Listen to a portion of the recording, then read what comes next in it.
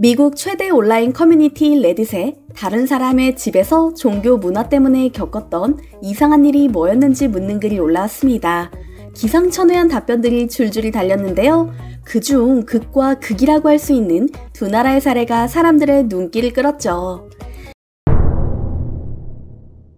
일명 스웨덴 게이트라고 이름 지어진 해당 이슈의 시작은 인터넷 게시물이었습니다. 이름은 무슨 정치 스캔들 같지만 실상을 들여다보면 다릅니다. 스웨덴인 때문에 헉 소리가 나올 정도로 황당한 일을 겪은 한 외국인의 이야기를 바탕으로 생겨난 신조어이기 때문이죠. 어릴 때 스웨덴 친구네 집에 놀러 갔는데 친구 엄마가 밥이 됐다고 부르자 친구가 자기 밥 먹고 올 때까지 방에서 기다리라고 하더라. 스웨덴에서 혹은 스웨덴 사람을 겪은 사람들의 경험담이 줄줄 이어집니다. 친구 집에서 자고 일어난 아침이었는데 아침 식사를 가족들끼리만 하고 있더라. 나보고 방으로 올라가서 기다리라고 하던데 스웨덴에 살고 있고 모든 사람들이 이런 건 아니지만 흔한 일이야. 대학에서 스웨덴 여자친구를 사귄 적이 있었는데 저녁 먹을 때마다 나한테 방에서 기다리라고 하더라. 눈으로 직접 보고도 믿을 수가 없는데요. 초대받지 않은 손님이라 할지라도 저녁 시간이나 점심 시간이 되면 당연히 식사를 함께하는 한국인 정서상 손님 대접이 엉망이네라는 생각이 들었기 때문이죠. 콩 한쪽도 나눠 먹으라는 한국 속담처럼 한국인들은 함께 먹고 공유하는 것이 너무 익숙한데요. 혹시 한국 특유의 문화인가 싶어 다른 나라의 반응을 살펴봅니다.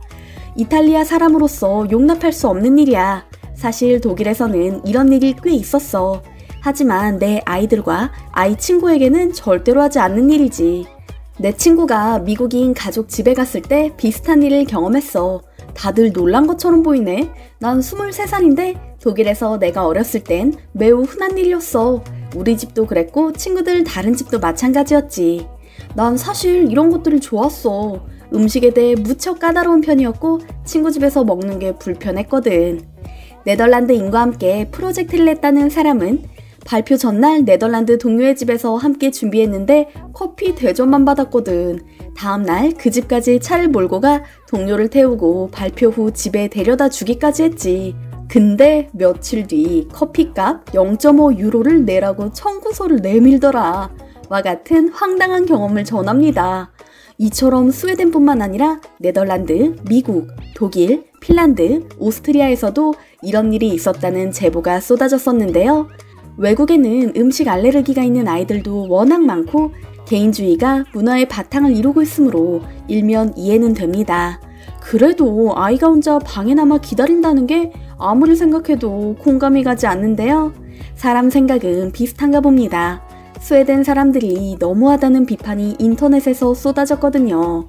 오죽하면 이케아로 대표되는 스웨덴 조립 가구를 조롱하며 스웨덴은 왜 이러는 거냐? 가구도 직접 조립해야 하는데 친구 집에 놀러가서 먹는 것까지 지켜봐야 하냐? 라는 댓글도 있었고 스웨덴 친구 집에 놀러갈 때는 비상식량을 챙겨가라는 말까지 나왔습니다. 스웨덴인들의 해명도 이어집니다.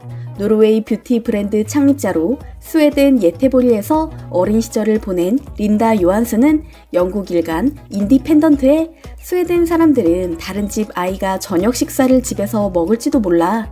가족이 기다리고 있을지도 모르는데 그걸 망치면 안 돼 라고 생각한다고 밝혔으며 한 스웨덴 사람은 트위터에 스웨덴 사람들은 가족 수만큼만 요리한다. 칼같이 배분한다. 우리는 손님을 염두에 두지 않는다.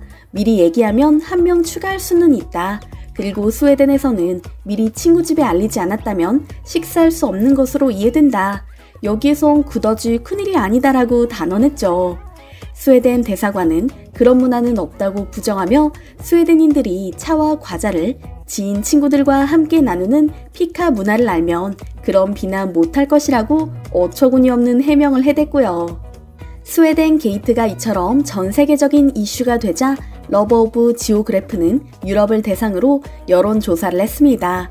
친구 집에 놀러가 저녁을 얻어먹을 수가 있는가를 물었죠. 그리고 저녁을 얻어먹을 수 있는 유럽 국가와 그렇지 않은 곳을 색으로 구분했는데요.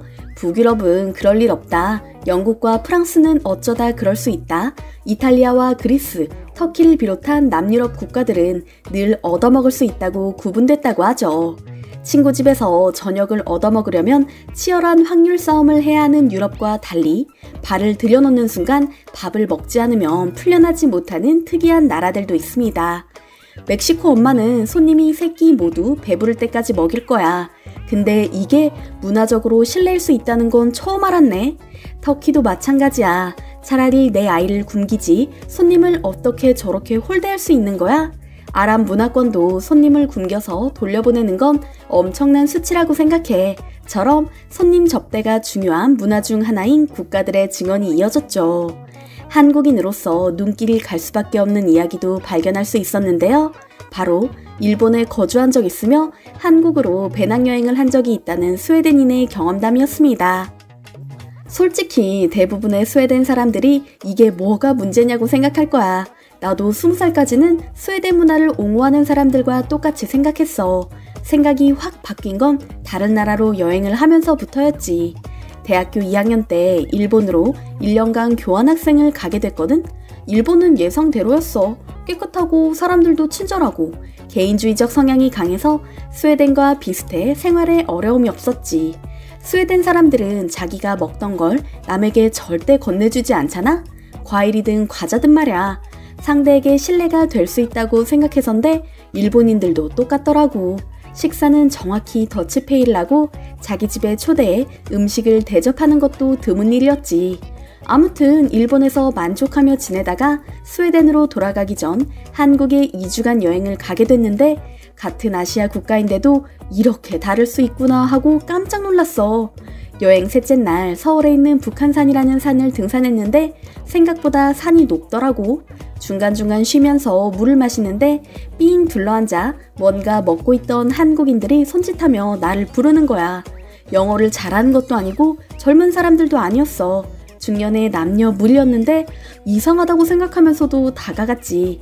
그랬더니 그 사람들이 배고프냐고 손짓으로 물어보면서 자기들이 싸온 음식을 나눠 먹자고 하는 거야. 나는 어리둥절했지만 호의를 거절하기 어려워서 그분들 옆에 앉아서 건네주는 음식을 하나둘 먹었어. 이름은 정확히 모르겠지만 한국식 핑거푸드 같은 거였는데 맑은 산 공기를 마시면서 먹으니까 너무 맛있더라. 배부르게 먹고 인사하고 일어나려는데 한국인 중년 여성이 고개를 저으면서 못 일어나게 하는 거야. 웃으면서 뭔가 내미는데 사과와 배 같은 과일이더라고. 후식까지 먹고 가라는 거였지. 이게 다가 아니었어. 며칠 후에는 유명한 재래시장에 가서 매운 음식을 사 먹는데 진짜 너무 맵더라고. 손으로 부채질 하면서 어쩔 줄 몰라 하는데 옆에서 보고 있던 어린 학생이 웃으면서 달콤한 음료를 하나 주더라. 이렇게 한국을 며칠 경험하고 나니 나눠 먹는 것의 즐거움을 난생 처음으로 알겠더라고. 스웨덴으로 돌아온 지 몇 년이나 지났지만 지금도 가끔 한국 생각이 나. 서슴없이 자신이 가진 음식을 나눠주고 도와주려 했던 따뜻한 사람들 말이야. 다들 한국에 가본 적 없다면 꼭 한번 가보길 바래.